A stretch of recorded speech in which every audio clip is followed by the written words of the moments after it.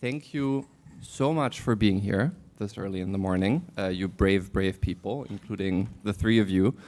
I usually am not overjoyed to be anywhere at 8:45 in the morning, but today I'll make an exception for these three people and for you all. I'm Max. I work at Mozilla. I lead our AI policy work. I'll get to who these three people are in a moment. But maybe to set the stage and frame the discussion, I'll start with some open source lore, because I work at Mozilla, so bear with me. But there's this old adage called Linus's law, after the guy who came up with Linux, which is that given enough eyeballs, all bugs are shallow. So in the context of open source software, that means if the source code is open and enough people look at it, you will find any bug and vulnerability, and you'll be able to fix it. I think that's a principle that probably applies in a lot of different contexts as well, other than open source software, for example. But if we're talking about AI and social media platforms as well, and the generative AI models and systems that everyone is talking about these days, it only applies to a certain extent, right? Because as opposed to open source code, these models tend to be not open. And what good are a lot of eyeballs if they're staring at a black box? So today we're going to discuss how you can fix that problem. There's a panel discussion yesterday where Isa Stasi from Article 19 called this problem epistemic capture, because basically companies, or the big AI companies, only share with us what they want us to know. And then we're left to make the choice to either believe them or not believe them, but we don't really have any mechanisms for verifying the claims they make or really scrutinizing what they're telling us. So I think this leads us to the importance of independent oversight, both as a general principle of transparency and independent scrutiny, but also as a complement to regulatory enforcement, as a foundation for regulatory enforcement, because obviously independent research is an important building block when it comes to tipping off regulators. You might want to look at this thing or that problem. And just in general, independent research on technology has been such a big enabler for society to understand the risks and the impacts of new tech on society. And I mean, as many of you in the room here will know, we've been having this discussion around social media and data access for social media platforms for the better part of 10 years. I hope that we've learned a few lessons from those debates. I hope that we've learned a few lessons from the implementation of the Digital Services Act. And today we're going to talk a little bit about what we can learn from the DSA, and more generally, how we want good conditions for independent researcher access to AI to look like. To discuss this, we have a wonderful group of people at our little breakfast coffee chat. We may have even fit all of you into a large kitchen to have that coffee chat in the morning. So to my right, we have Julia Kesheru, who's an independent researcher and activist. She was until recently a Mozilla Fellow, previously also the executive director of the Engine Room.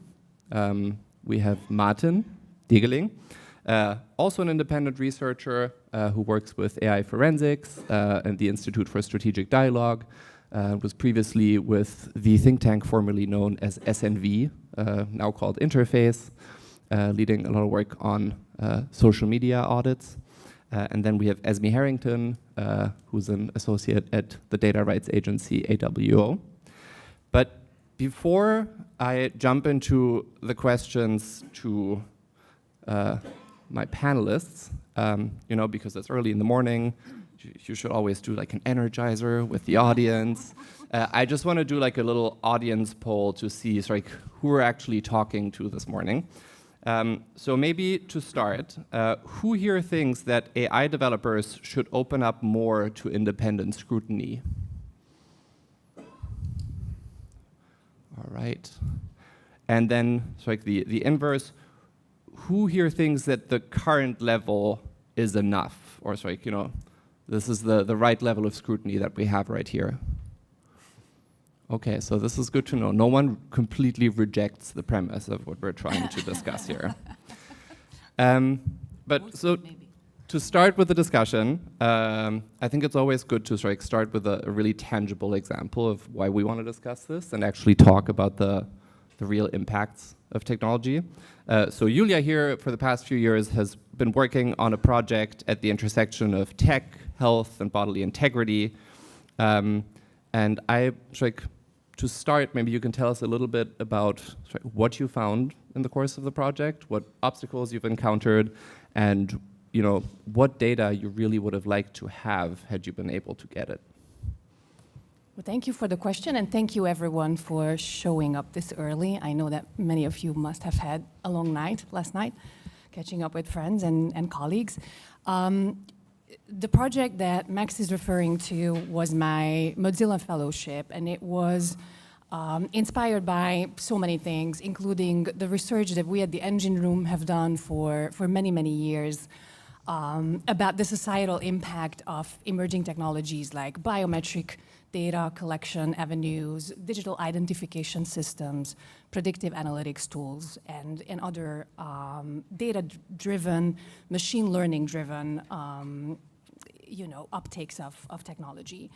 And the other inspiration, so to speak, was a very significant health journey that I went through at a pretty young age, and just recognizing and realizing how much of that journey was datafied and how different my experience was because of that. So the project that I did at Mozilla, and I'm not going to go into a lot of detail about that because this panel is not about that, but just to give you some context, that project was not necessarily a classical research project. It was more of a landscaping exercise and sort of a narrative shifting exercise. What I wanted to look at, and I looked at the landscape of what I called body-oriented technologies. I wanted to understand just how widespread the phenomenon is, how big the industry is, what are the existing legal protections in the EU and the US, how do they compare, what are sort of the differences and the similarities between the subsectors within the industry. And I looked particularly at clinical AI tools, mobile health applications, and biometric data collection. And for today's discussion, I want to zoom in on clinical and health AI models. I want to tell you a little bit about what I found there and what I would have loved to have access to. So I don't think it's going to come as a surprise to any of you, but there has been an incredible surge in health data and an incredible boom in clinical AI tools.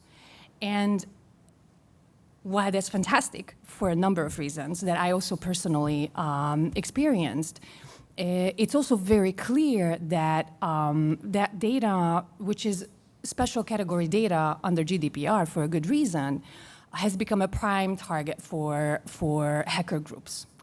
And one thing that my research found is that the security breaches, the data leaks, the hacking incidents have grown exponentially. So we're talking about a 4,000% increase in the last decade only.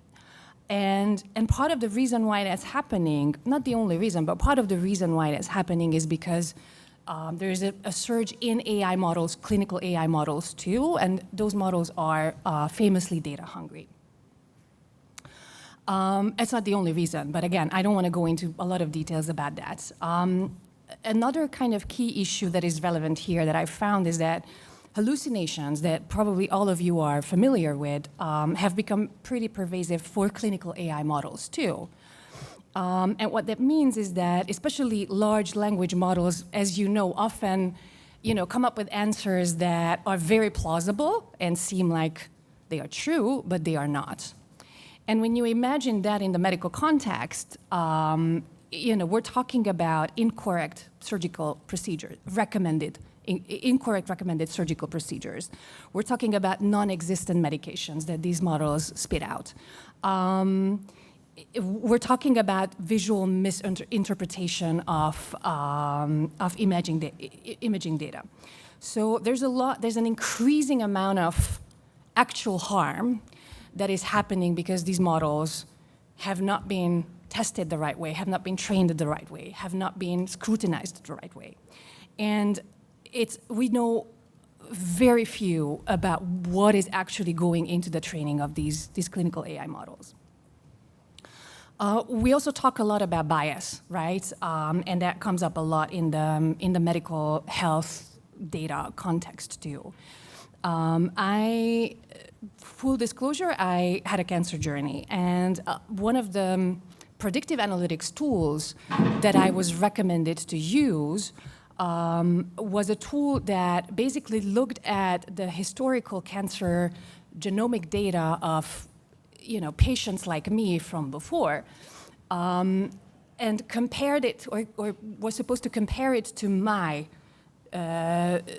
genetic data, or my cancer's genetic data. And it was supposed to give me the likelihood of how well I might respond to chemotherapy. Well, these tools work really well on women like me, AKA white women. But there's increasing evidence that the same tool that I was recommended is not going to work that well with black women, for instance. The reason is very simple, is because the data that these models are trained on is from white women. This is a simplified version, but this is pretty much the trend with all the clinical AI tools that I managed to look at. And then finally, the lack of transparency and accountability. Again, this is a recurring theme in this conference for all the good reasons. What I find really troubling about this is that when I asked people how they feel about their health data being so accessible and so available, the response was, I just don't want to share any of that anymore. Like, when I thought that this was between me and my doctor, I was okay sharing that data.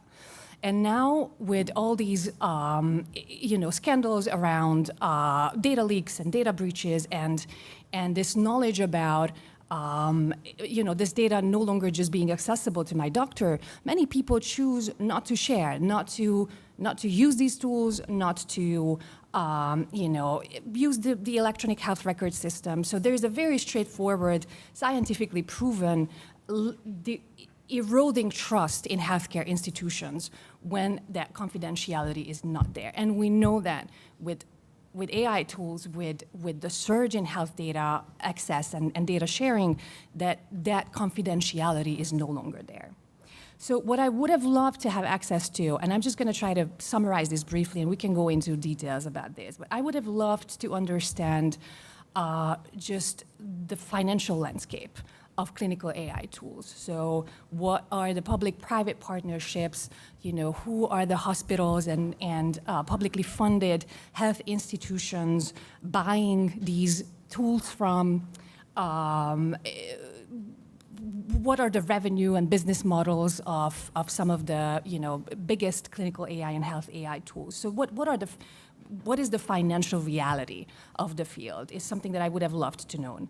I would have loved to know about the data sourcing and data handling and data processing practices of the industry, probably most importantly to my research.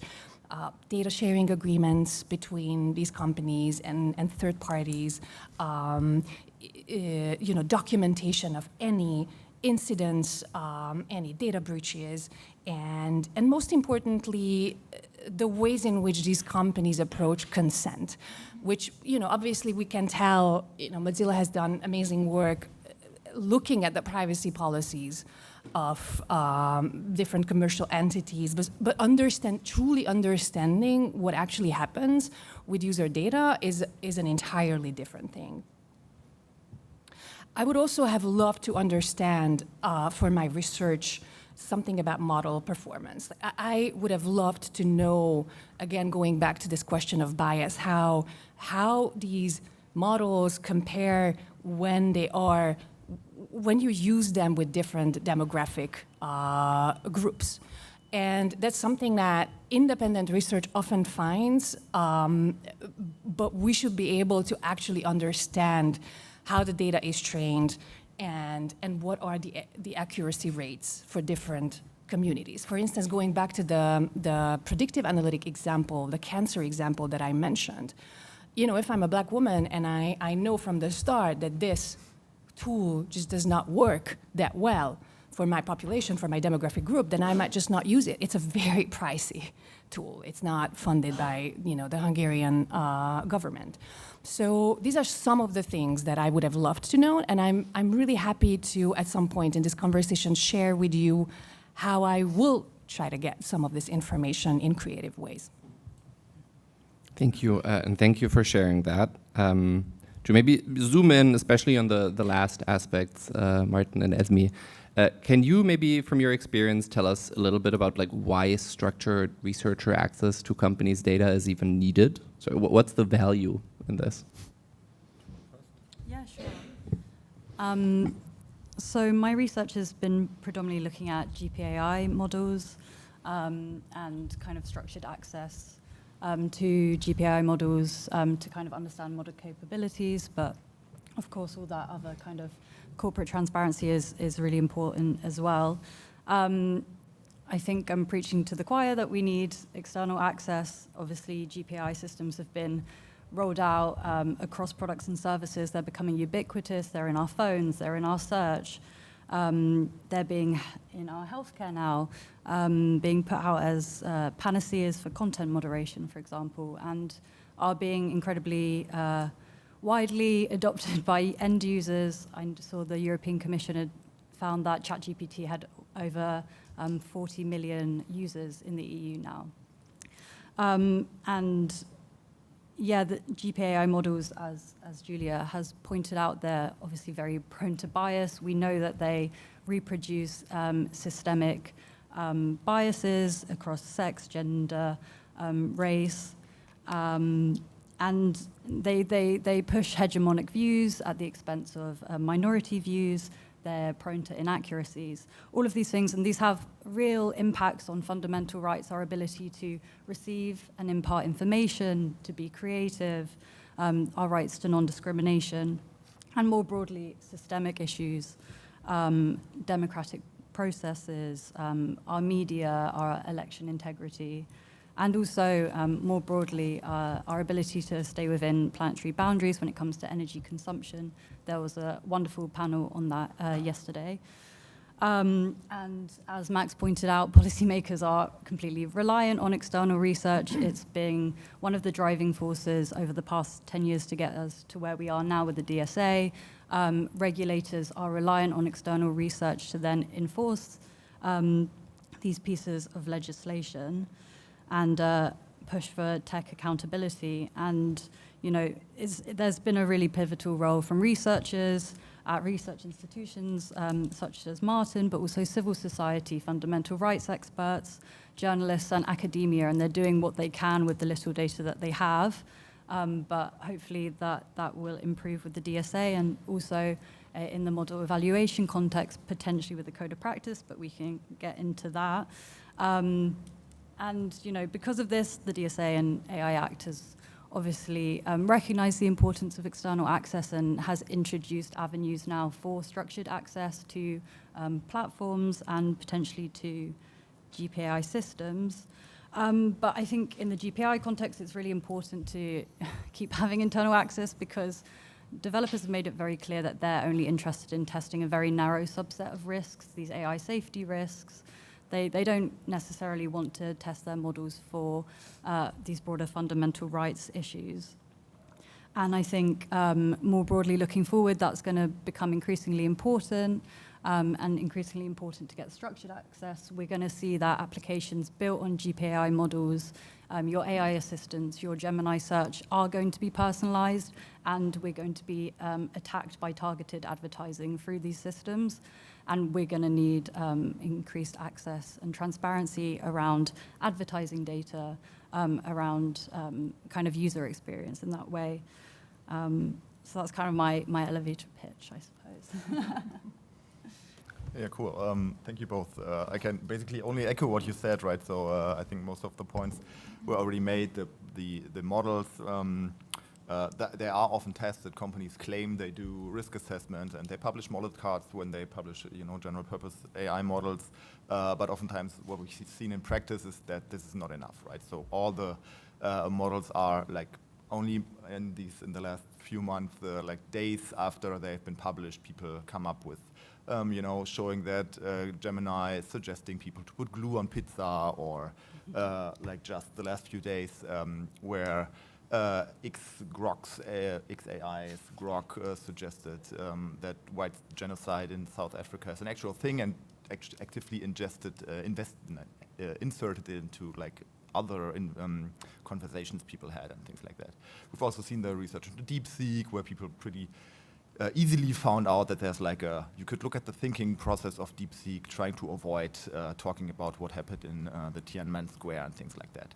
So these are just examples of, even though the companies claim that they are doing this type of research and risk assessments before they publish models, we need public investigations into that. And while there are like this also often journalistically driven research, we also need like more in-depth research to study like the borderline cases, for example.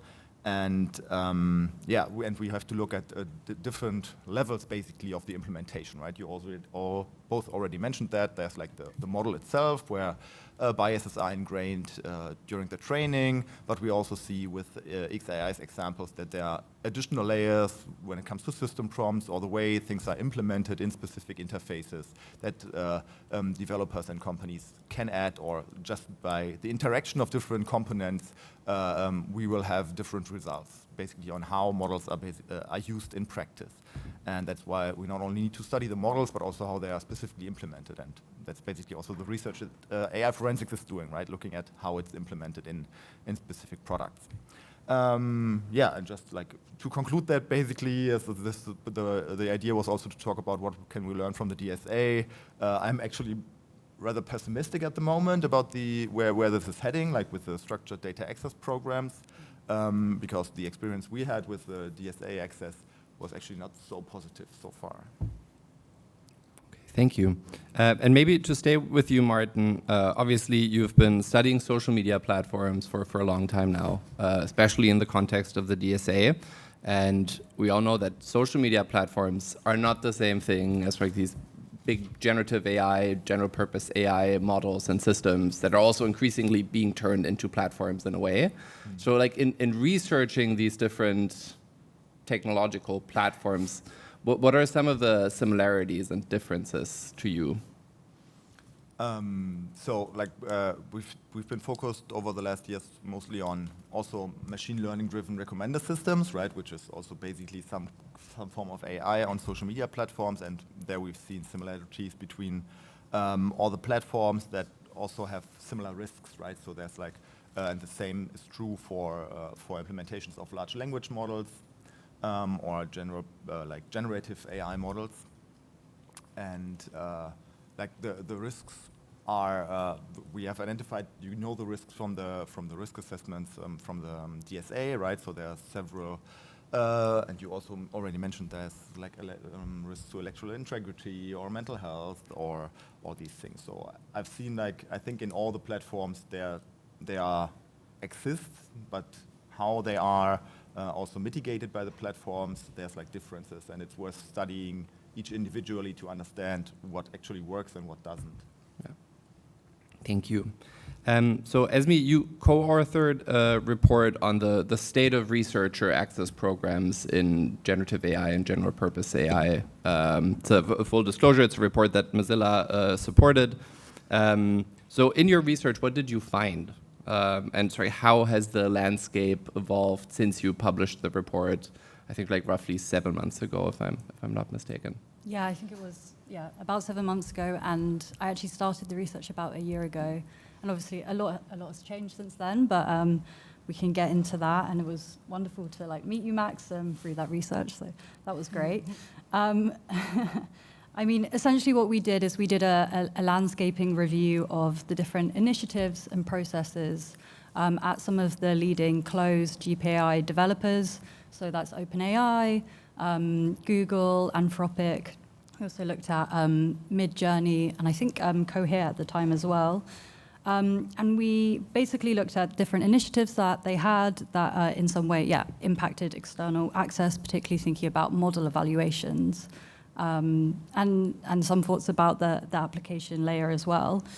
But essentially we found a few of these developers were being in some ways proactive about involving external researchers in their risk testing. They were doing some pre-deployment testing with external assessors for model evaluations, but these were very limited to the kind of AI safety style risks that developers are so keen to make us only think about at the expense of everything else. So we were seeing that, developers were involving a limited range of researchers who they were recruiting informally, who they had existing relationships with, and who aligned with their own internal risk priorities, which don't impact them at a legal, reputational, commercial level. They're not involving people to test for copyright, for example. We also found that some developers were offering kind of subsidized API access, which in the model evaluations world is quite useful because a lot of this sort of model evaluation has to be done via commercial APIs. It requires high rate limits where you basically can prompt the model extensively to be able to get a large enough data set to then do red teaming or benchmarking. So that was like a good thing to see, to obviously try and bridge that kind of cost barrier that some researchers were facing, which is like a pretty practical barrier. We also found that developers had a range of kind of bug bounty and vulnerability reporting processes, which are essentially cybersecurity style mechanisms to try and encourage external researchers to test their systems for both cybersecurity but also red teaming against these AI safety risks and actually report them to the developers themselves. But there were concerns around legal safe harbors that would accompany these. More broadly, we found that, unsurprisingly, developers are shutting down access to research that they don't like. A quite public example of that was Midjourney, repeatedly banning researchers, again, who are doing work around copyright, which obviously is something that they don't want to be shown because it will be used in litigation against the developer. More recently, the Code of Practice on systemic risk assessment and mitigations has, under the Code of Practice, developers have kind of agreed lightly to maintain the status quo. A lot of these initiatives have been agreed to continue as a form of demonstrating risk mitigation. There were some reasonably strong commitments from developers to involve external assessors in pre-deployment model evaluations, and also to actually provide structured, deeper levels of access to external assessors who are doing this work, deeper. So that's kind of not just the sort of prompting level access, but also access to fine-tuning and non-public data. And the Code of Practice actually does say that developers, where they deem appropriate, will give access to training data, which I was quite surprised by, but all of this is limited by the fact that at the end of the day, developers are gatekeeping access. They were already gatekeeping access when we did the report. This was one of the big concerns that researchers that we interviewed for this research raised, and the Code of Practice does absolutely nothing to touch this. The Code of Practice itself is obviously voluntary. There's no oversight to it, but the wording of the Code of Practice around external access and sharing is so highly couched in if you deem appropriate, if you think it's necessary and useful, then you can provide this access, and it lets developers pick and choose which researchers to work with and for what risk priorities. This means they can obviously privilege the research that they want, and they're not going to actually, it does nothing to improve the status quo for all the researchers working on like much broader work that's fundamental rights-based rather than these kind of AI safety-related kind of testing for, does my model, can it be used for a cyber attack or to create chemical weapons, So yeah, I mean, that's one of the biggest problems that a lot of people in the community have been saying about the code of practice more generally. The list of systemic risks is really narrow. I mean, bias has now even been removed from the list of mandatory risks, and it's been put in this category, the name of which is quite bizarre and sort of like optional risks, which one day in the future we could thinking about. So yeah, that's a shame. I think, it's strange to me that there's such a misalignment with the DSA, which has such a broad range of systemic risks that researchers can apply for access to study. I think, that's why it will be important that the Commission keeps an eye on the application layer, on the ChatGPT, also Gemini Search, and I hope that the Commission keeps an eye on ChatGPT, and hopefully it'll get designated as a very large online search engine if it reaches that threshold, because then it will fall under all the kind of transparency mechanisms of the DSA, including the structured data access mechanism, which I know Martin is less optimistic about, but early days, and I think in the GenAI context where interactions between the user and the system are almost completely private, some form of structured data access is going to be really important. And just one more point from the research that we found was, I think one of the big things that would be really useful to help researchers know what to research is some aggregated usage data. At the moment, we have no idea how users are actually using GPAI systems and the applications that they are embedded into. And this would be like sort of a Google Trends type tool that's potentially giving real-time insight into usage trends, ideally across jurisdictions and languages.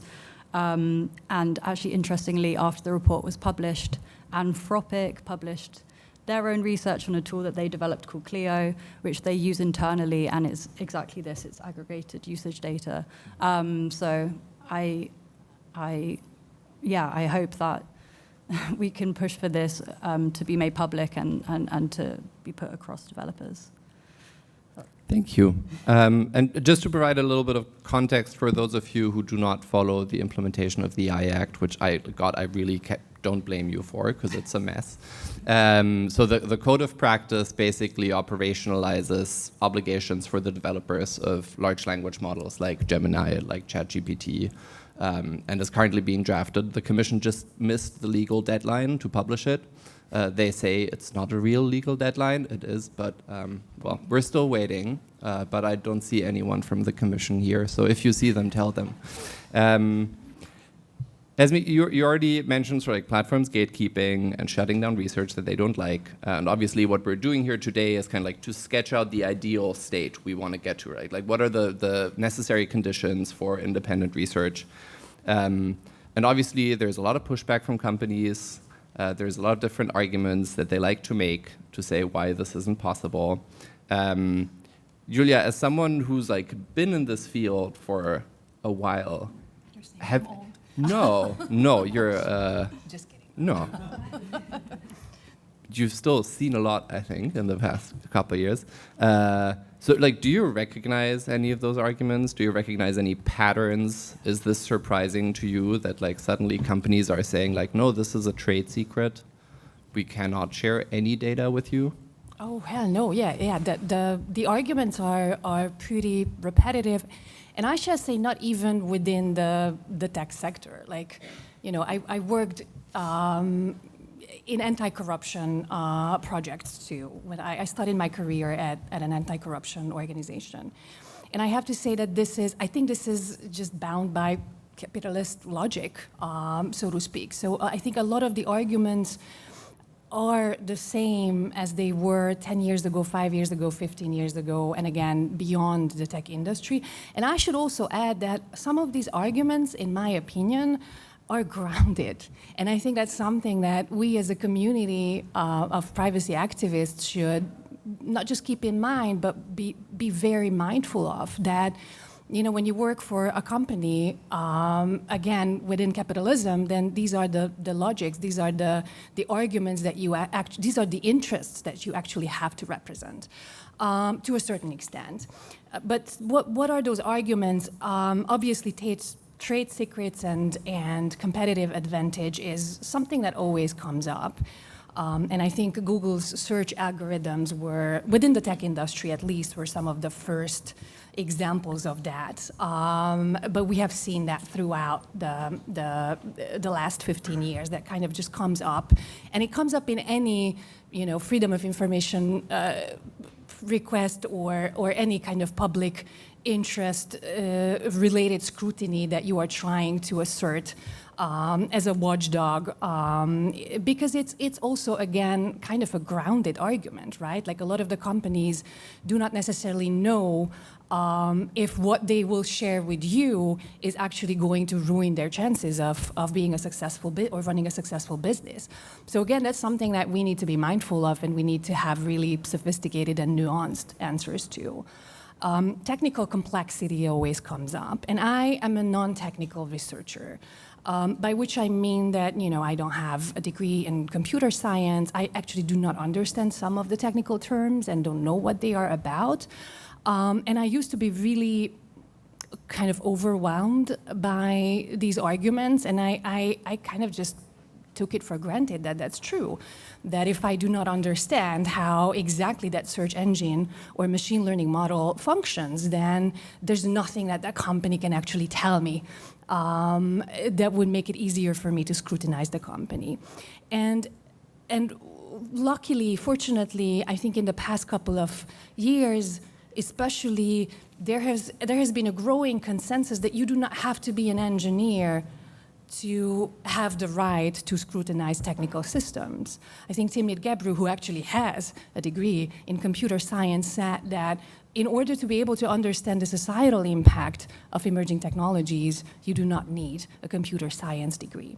What you need is companies, developers, to actually be willing to give some of that information to you in a way that makes sense to you. And I think we'll touch on that a little bit later. You know, another argument that always comes up, especially when we're talking about data sharing, which I think shows a little bit beyond the topic of this conversation, but is so important in the field of AI, aggregated data, you know, anonymized data. It always comes up as an argument for why, you know, data sharing is okay. And especially since Cambridge Analytica, but I think for this community, even before that, we just know that that's not really a real argument for a number of different reasons, but I see that come up often and still. I think another kind of, again, broader argument that often comes up is presenting everything as essential for the survival of humanity, and putting a lot of commercial PR power into spreading that message. And I think we've seen that with AI companies that actually works really, really well. Like, if you talk to the friends of yours who are not at this conference and who are not working closely on these issues, you will find that a lot of people, most people buy into that rhetoric, that these are crucial services that are essential for the survival of humanity, that innovation must come before anything else, that, you know, we have to pay the price for a really bright future. And that's not new either. You know, I think Shoshana Zuboff wrote that wonderful, really smart book, Surveillance Capitalism, and she talks about how Google kind of talked about its services in a way that made it seem like, you know, if you don't share all your data with Google in order to receive free services, then you're just you're just going to left out of everything that is good in the world, and you're not going to be able to have access to any crucial services. So I think there's we shouldn't underestimate the amount of money and energy that goes into creating these narratives. And these narratives are there for blockchain, for biometric technologies, for AI, for search engines, for everything. And I will stop there, but these are not the only ones. All right, Esme, you have legal training. Can you play devil's advocate for us for a moment and sort of entertain some of those arguments? Do they have merit, or like where do they have merit? And when they do, is there like a way to counter them? Yeah, I mean, Julia made the argument so forcefully that I spilt my water.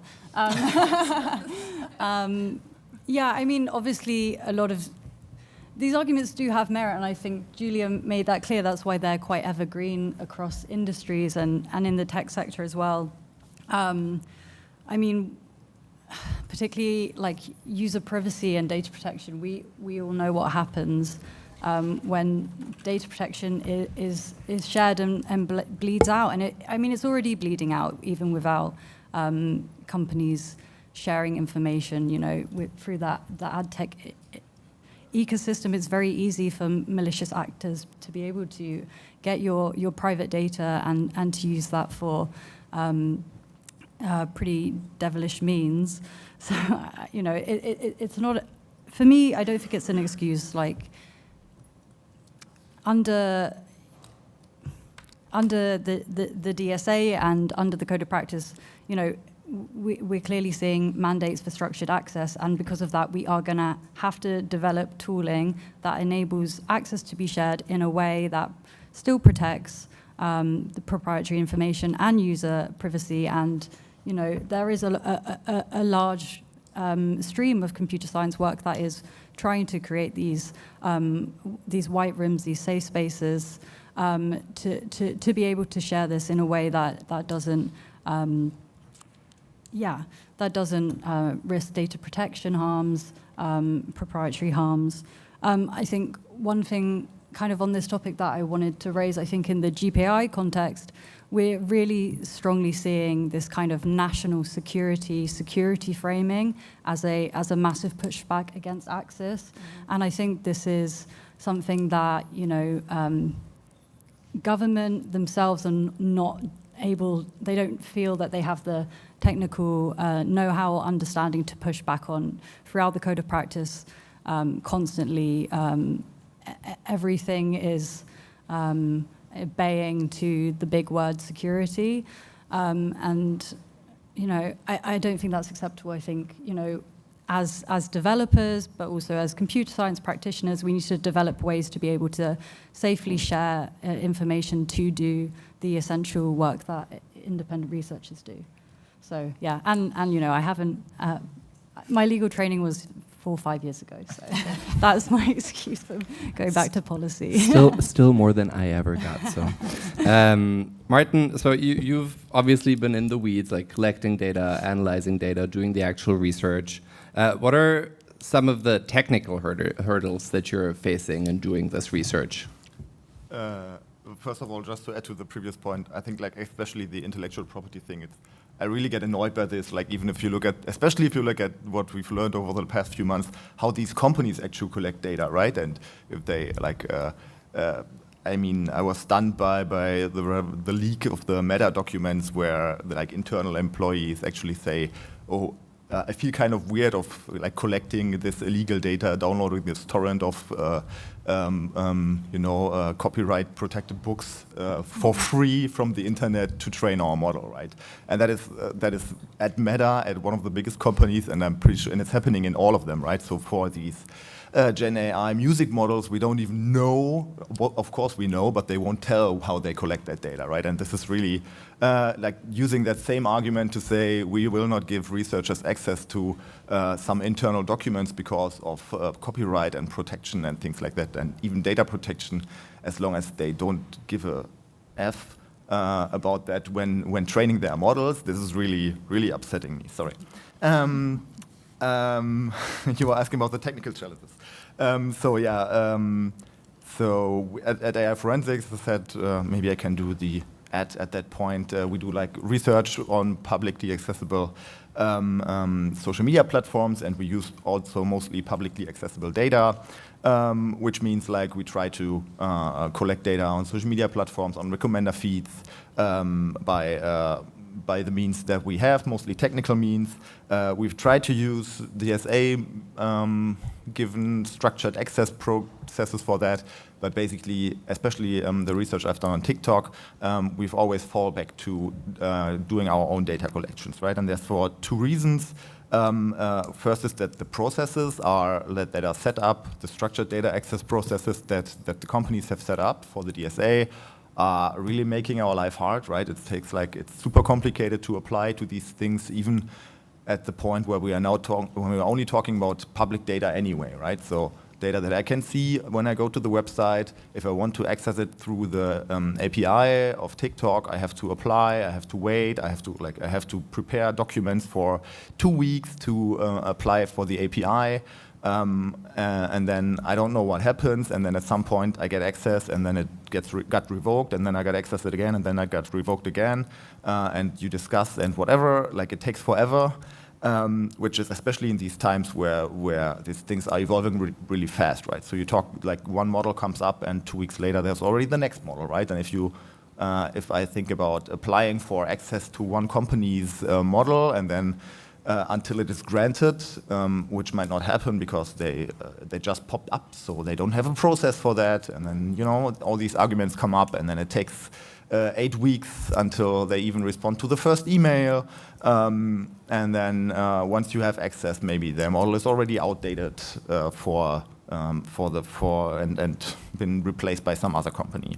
So the processes are the one problem, and the second problem is actually the quality and the quantity of the data you get access to through these structured access programs. So for TikTok, there has been research showing that the data they provided through their research API actually was wrong for quite a while, right? So they, first of all, it takes you don't get current data, right? So it takes videos that get published to TikTok. People upload them, you can view them publicly, but you have to wait 3 days before you can actually retrieve information about this content through the research API. So it's not current, it's also wrong, and the quality and the access rates that you have is actually not something that you can use to do large-scale analysis. So that's just from my experience with TikTok, and therefore we have always develop parallel methods of data access, and there are the technical hurdles that come in when we do scraping, because while these companies use scraping themselves to collect the data, they prevent everybody else from doing the same on their systems, and because they know how to prevent the scraping, to do scraping on other websites, they also know pretty well how they can circumvent the scraping there and use this knowledge to prevent others from collecting data on their sites.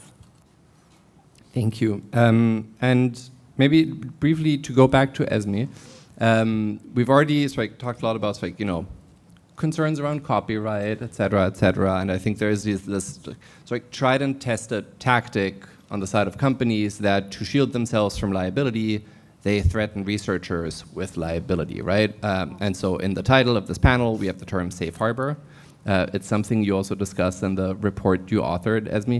Can you maybe briefly talk a little bit about what does an effective safe harbor for researchers actually look like in this case?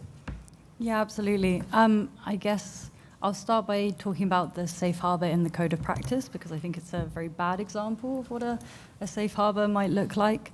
I mean, under the code of practice, developers are committing to a legal safe harbor, essentially saying we won't bring any litigation against anyone who reports model evaluations that are most likely against the systemic risks in the code of practice to the developer under their authorized reporting mechanism. So it's a legal safe harbor that is very restricted, and it's not going to provide any certainty for researchers who are doing work on a much broader range of risks, or who decide that instead of reporting that to the developer and crossing their fingers that these large industry players will actually resource these mechanisms enough to actually look at the report that's been submitted and then actually do something about it.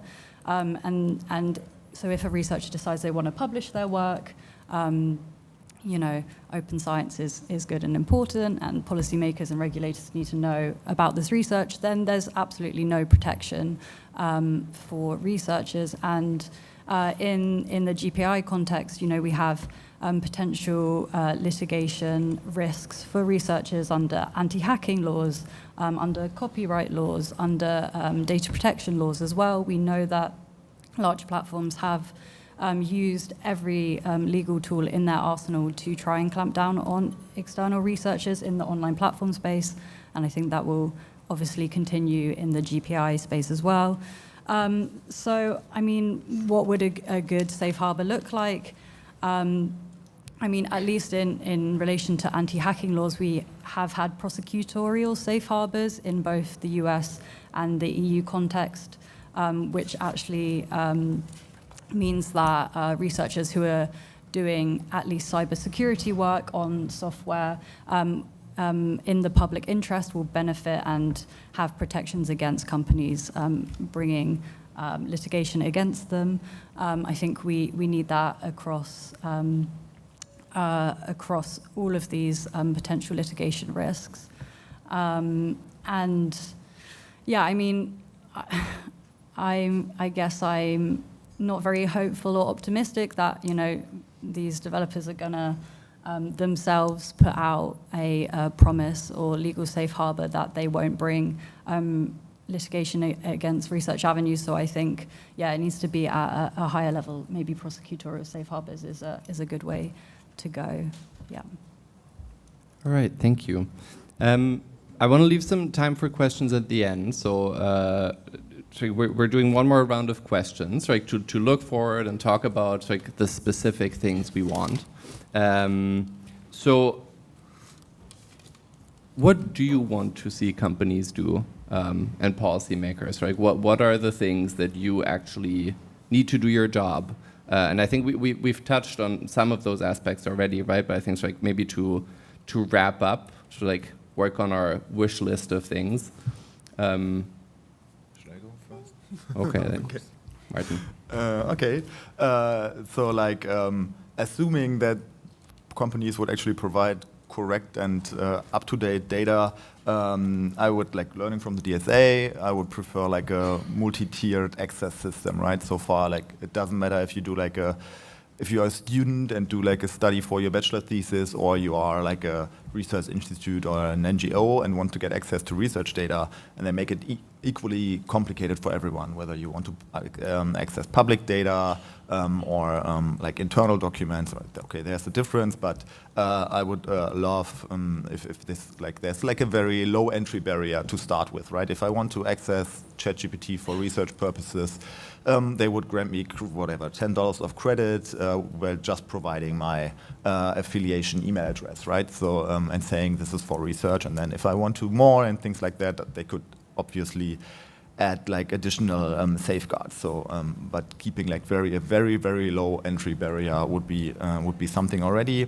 And then my second and favorite argument is obviously legalize scraping for research purposes, and not just legalize it in the sense of you know, save us from prosecution, but also like lower the hurdles for that. And as I said, they do it themselves, right? So I don't see any good argument against that, but that also means that the technical barriers need to be lowered to actually do that. And I know there's always some complications because they want to prevent competitors and bots and things like that, but there's definitely a solution to that, to allow actually access to the systems on the level of where users also get access on a technical level, so we can study what users actually see.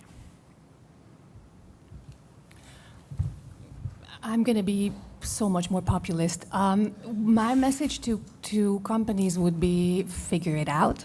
We're going to help you, but figure it out. And you have to apologize, or sorry, you have to excuse me because I'm from Hungary, so populism runs deep in my veins.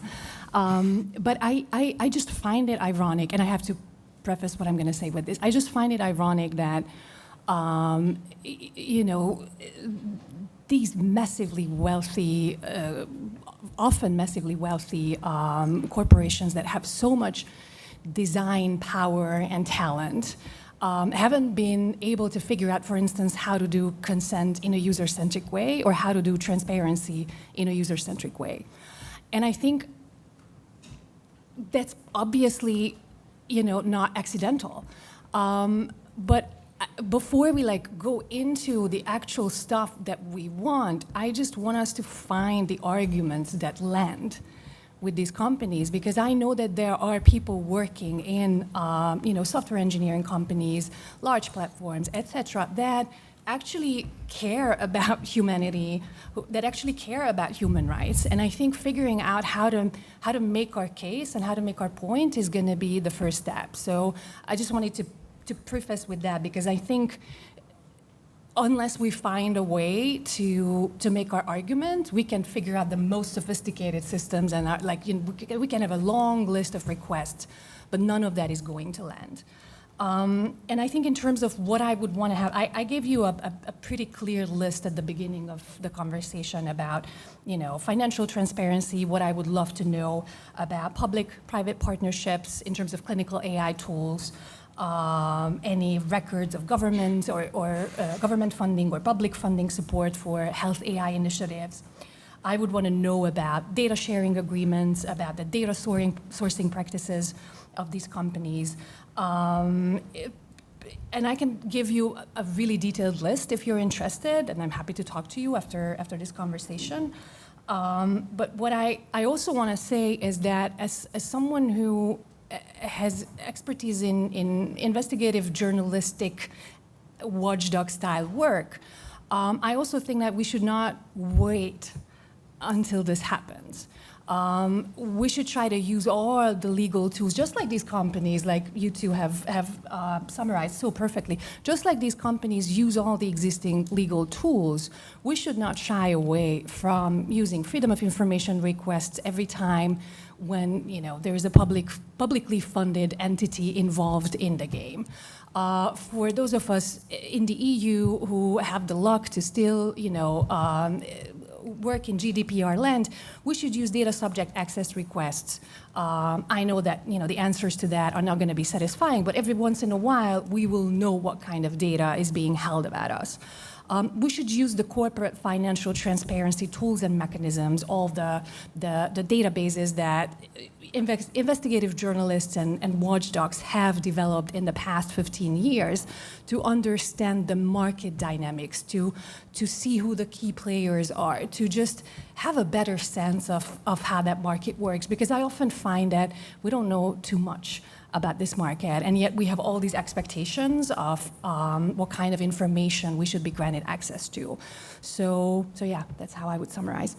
Thank you. And maybe just reframe the question slightly for you, Esme, because we've already talked about what we want from companies, but obviously there are also things we can ask of governments. And I know there's not a lot of momentum right now behind adopting new rules and passing additional legislation. And we've talked a lot about the DSA and what it does and where it falls short. But obviously, there is also a role for government to support this ecosystem, right? And the AI office and the European Commission, they're setting up a unit around AI safety that's tasked with evaluating large language models, for example.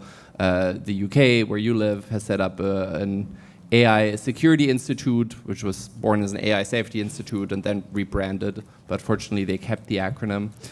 So what can these agencies and governments in general do to help with this? Yeah, I think everyone at AC was very happy that it went from safety to security.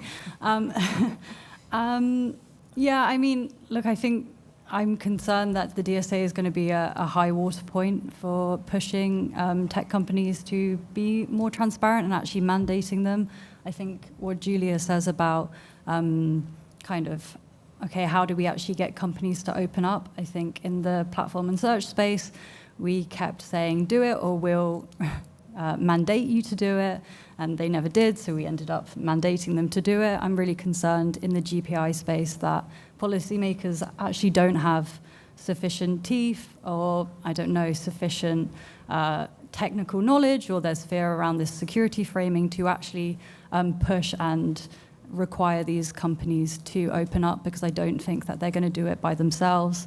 But if there is anyone here from the AI office, I would say, look, the structured access that you're speaking about needs much more teeth. It essentially changes nothing. Developers are free to do what they want, involve who they want, how they want. That has never been good enough in this space. That's why we have now mandated structured access to non-public data coming under the DSA when the Delegated Act finally lands. And, you know, I think it's great that we have the AI office and AC doing some of this testing, but that in itself has its own limitations. You know, the AI Security Institute obviously is mostly just focused on these security-related risks at the expense of fundamental rights risks and wider risks to democratic processes. That's why they changed to this security name. You know, they are worried about these AI safety risks, the same risks that developers are worried about, and it's not enough. So yeah, I mean, policymakers need to be stronger, and we need to push companies to actually open up. I don't think that they're ever going to do it by themselves. So yeah, we just need stronger policy making. Thank you. So I have asked enough questions. Do you have any? Let's start in the front and then move towards the back.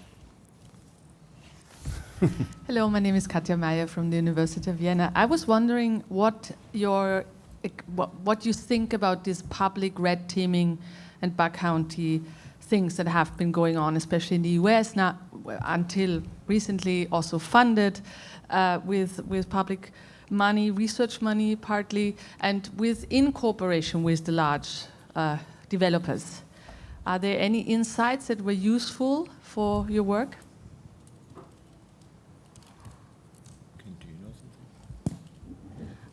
Yeah, I mean, when I was doing the landscaping report, this was something that you know, came up as a potential way that external researchers were getting kind of API access in a subsidized way, which was useful.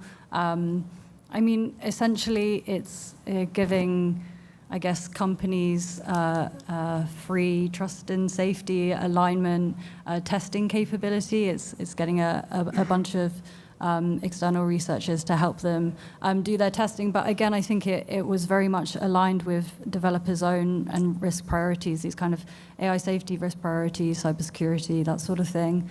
So I'm not saying that that's not useful as like an input to like post-market monitoring, but it's one avenue.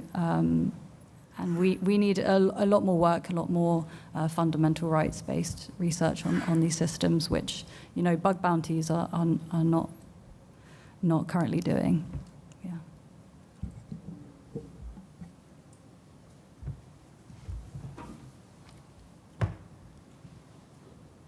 Thank you so much for this interesting panel. My name is Mirko Tobias Schäfer. I'm from Utrecht University, and I'm running the data school there. I think two things. First, I think the problem is much larger than the big platforms you mostly addressed. My group has been threatened with legal action from a small startup to a data monopolist to which any university and every law firm has a subscription to the extent that we think being threatened with legal action is a KPI for impactful research. So that aside, it's not only the big platforms. And the other thing, I try to be a bit even more populist than Julia. I think you address the corporations and the policymakers, and everybody who does research knows that the DSA at the moment is not a help at all to get access to any platform. So what is about our own institutions? Universities have the duty to enforce my fundamental right to research. What about your organizations, your sector? What is it that we can do to actually join forces or develop meaningful action to get our fundamental right to research realized? So go further in thinking about this safe harbor that is, at this point, as I understand correctly, just a clause in the code of conduct. But words on paper does not really mean something. I have a very populist and very simple answer to that, probably even more populist than you are, and I know that this is not a competition, but I think we need to get people care. And I know that that's not necessarily the very detailed academic reaction that you might want.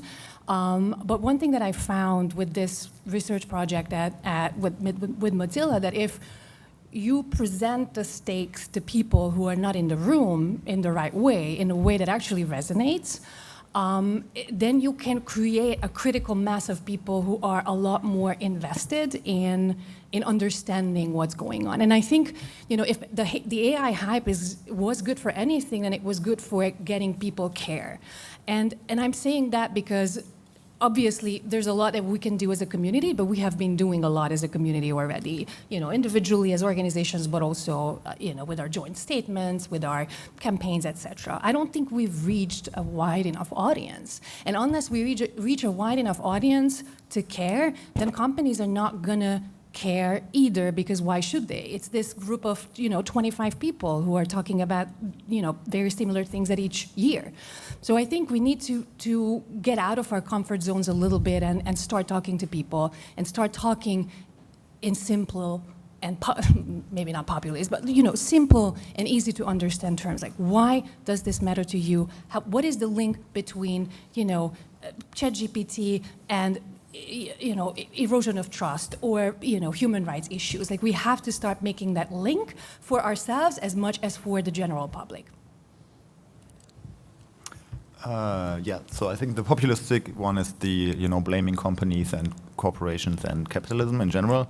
I can echo that again, but I don't want to join your race. So, like, as somebody working in civil society, I would say let's just team up, right? So we can. Like, for example, what helps us is working with academic institutions, because for some reason companies trust academic institutions more than civil society researchers. So if we work together on a project, we can get your researcher access, which is, especially in the case of TikTok again, you get better access. Even though it's bad, it's better than the one that they would grant us. So that's like one, the collaboration is one, and obviously also working together and teaming up in the sense of raising publicity and awareness for in cases where we are threatened, right? So if there's like a legal lawsuit against one, I think one strategy is obviously the legal one, going to court, and that costs money. The other one is also obviously raising the PR deficit for the companies by going against researchers. So that's like those two things where I would say, okay, let's just join forces and collaborate. Hey, Elke Seiling from the Weizenbaum Institute and DSA 40 Collaboratory. I have a question regarding the technical implementation of such a safe harbor kind of approach, because you've been kind of talking about the legal implementation and potentially also about the issues that you have with like the current mechanisms, which kind of like to some extent reasonably keep people from accessing data in a straightforward way. So I wonder, like, should this legal approach go hand in hand with like technical implementations, and if so, what would they look like, or do we just keep it up to the kind of effort that the researchers put in to actually get hold of this data? And I know that there's kind of a huge range from parsing HTML to kind of grabbing the server response. So yeah, wondering what you think about that.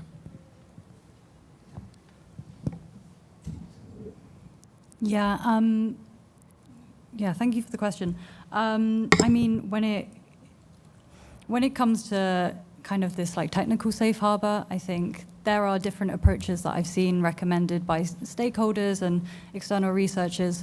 One of them is sort of pre-vetting or pre-authorization of researchers, and then, even if I am accessing at the model API or at the application layer, I'm pre-authorized as a researcher, and so they can't shut me down. And if they do shut me down, I should have some form of quicker appeals process to kind of get back at that. That doesn't obviously actually help if you're doing third-party model evaluations where you're trying to do it adversarially. You don't want companies to know that you're in there because you're worried that if a developer knows that they're in there, they might even change the system in some way that you're auditing, right? You don't know that you're actually accessing a system that is the same that a user would experience, or if they've put on additional guardrails, for example, to try and change the research. So I don't think there's an easy technical answer for that sort of third-party research, but yeah, would love to know. Maybe we can chat after if you have any ideas as well. Hi. If I can ask you to keep it relatively short, because we have to close. I'm an academic, I'll do my best. So I'm with Ivan Sevilla from the University of Maryland. So I think there's interesting discrepancy here, right? Because those models are regulated at a high level, at the process level, and we're trying to find benchmark maybe for compliance through this public interest research. How do you settle that? Yeah, I mean, that's an easy question to end on. I mean, yeah, benchmarking across fundamental rights is obviously something that is really difficult to do. How do we make that concrete? I think benchmarking for GPAI generally is having a bit of a crisis moment. We're realizing, benchmarks across even these small kind of small and well-defined risks is really difficult, and that models are potentially being trained to perform better against benchmarks than, more generally. I think it's a really difficult question, but we need more research and work in this area. I know that, for example, a group called DRI have recently done work to create benchmarks for media plurality, for example. So, it's something that, slowly as a community, we're going to have to arrive at. I don't have an easy answer. Yeah. Thanks. All right. We're at time. I hope this was worth getting up early for. I do think, what became clear is that there's a very blurry line between, for example, discussions around the DSA and platform research and AI research. There is a lot to learn from the experiences we've made in the past, and I think one important thing is we don't have to start from scratch, right? We don't have to relitigate all of these questions because some of them we've actually went through already in quite a lot of detail and quite thoroughly. So even though the political circumstances definitely have changed and this might be more difficult to push for going forward, I do think we have a lot of the resources and a lot of the answers already, albeit not all of them. But I digress. We're over time now because I've kept talking. I just want to say thank you very much to you. Thank you. I also want to say thank you to my colleague Claire Pershan, who helped organize this. And I want to say thank you to all of you for coming. I hope you have a coffee after this and then a good rest of CPDP. Thank you.